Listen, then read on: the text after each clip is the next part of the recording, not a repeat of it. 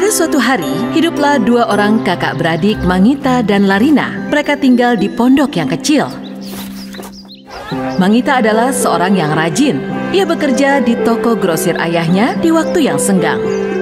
Sedangkan di sisi lain, Larina senang melakukan perjalanan dan bersenang-senang ketika ia merasa bosan. Ia bisa berjam-jam memandangi dirinya dari atas air sungai. Hari ini aku lebih cantik lagi daripada saudariku. Suatu hari, ayah Mangita dan Larina melakukan perjalanan jauh dan mungkin tidak pernah kembali.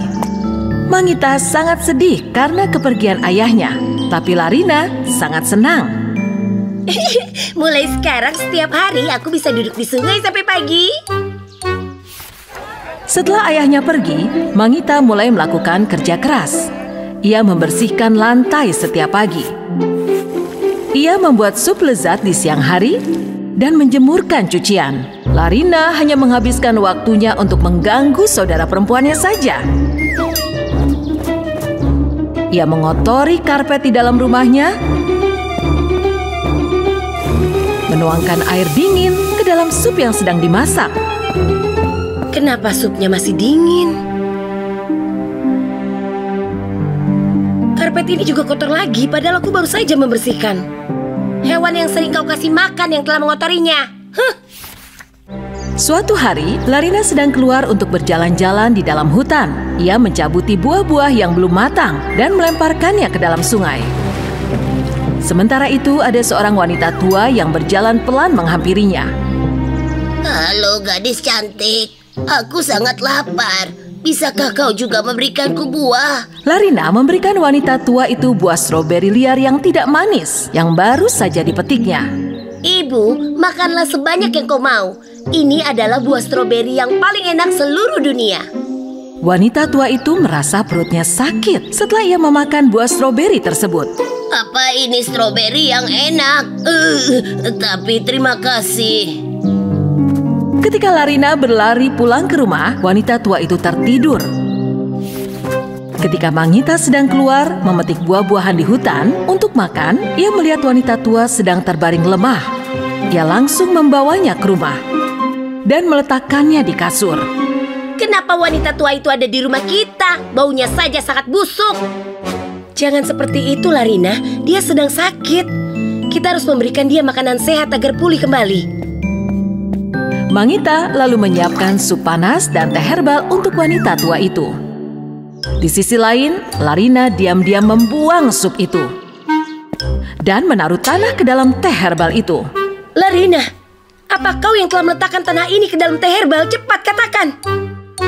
Tidak, itu bukan aku. Perempuan tua itu sendiri yang meletakkannya. Tidak lama, wanita tua itu kembali pulih. Kau gadis yang baik, Mangita. Jika kau sakit, makanlah buah blueberry ini setiap hari, maka kau akan segera pulih. Mangita yang kelelahan karena melakukan pekerjaan rumah sendirian setiap hari,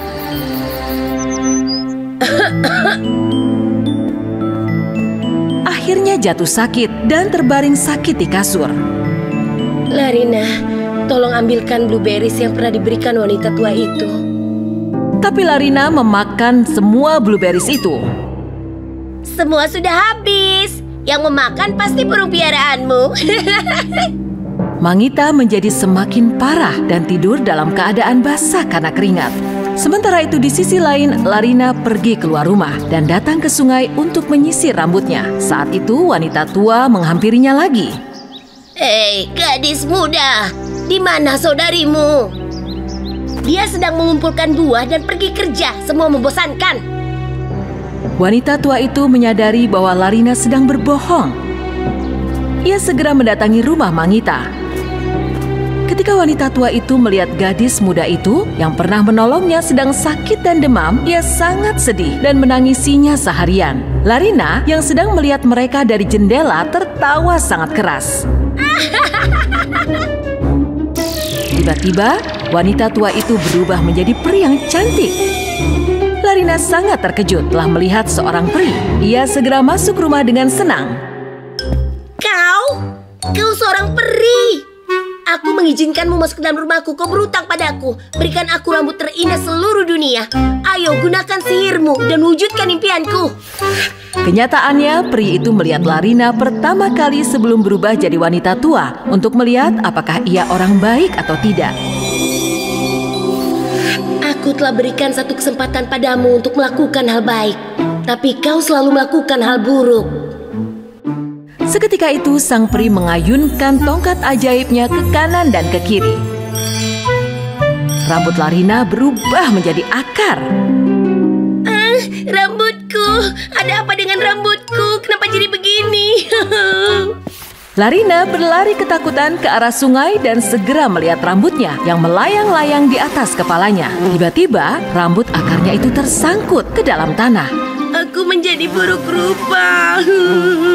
Aku tidak mau lagi melihat diriku.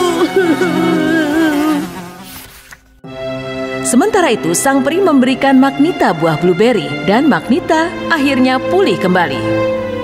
Terima kasih, peri. Aku merasa lebih baik sekarang. Peri itu menggoyangkan tongkatnya 2 kali dan merubah pondok kecil yang mereka tempati menjadi istana yang megah. Magnita sangat terkejut. Ia sangat terpesona melihat istana tersebut. Semua kebaikan akan mendapatkan balasannya, dan ini adalah hadiah untukmu. Terima kasih, peri. Tapi bagaimana dengan adikku? Apa yang terjadi? Adikmu akan selamanya memandangi wajahnya yang buruk rupa di atas sungai. Tapi aku sangat menyayangi adikku. Untuk apa aku hidup di tempat yang megah ini tanpanya? Tolonglah, peri, berikanlah kami kehidupan yang bahagia. Itu saja permintaanku. Peri itu sangat bahagia ketika ia mendengar kalimat dari Magnita. Pertama, ia langsung merubah istana megah kembali menjadi pondok kecil lagi. Kemudian, ia mendatangi Larina dan mengembalikan rambut akarnya seperti semula dengan tongkat ajaibnya. Larina memeluk Magnita dengan bahagia. Kau menyelamatkanku. Maafkan aku. Aku berjanji akan menjadi orang yang baik. Saat itu, Larina menyadari kesalahannya, bahwa kebahagiaan itu dengan menolong orang lebih berarti dari segalanya. Karena kebahagiaan menjadi lebih indah ketika kita saling berbagi.